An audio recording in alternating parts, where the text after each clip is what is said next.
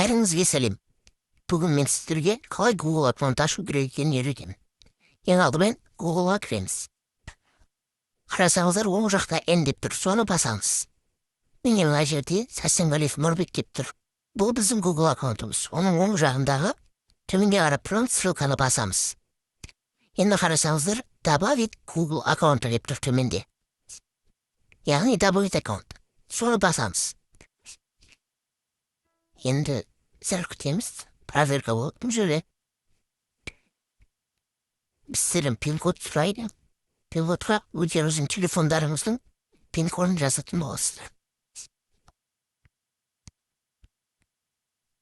Енді міне төменде создать аккаунт деп тұр. Соны басамыз. Және осы жерде для личного использования дегенді басамыз. Тағы да күтеміз. Міне осы жерге атымызды жазамыз. Не? Нұрбек Сәрсенғалиев. Бұл жерге өздеріңіз білесіздер, ағылшынша жазасыздар ма, қазақша жазасыздар ма. Енді туған күнімізді жазамыз. Ноябрь.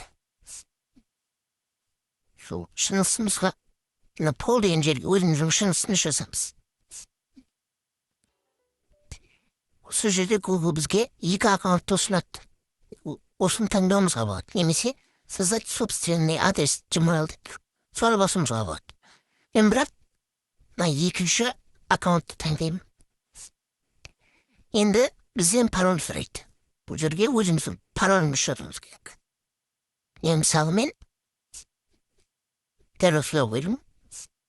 Міне осы жерде далені басамыз. Сәл күтейік.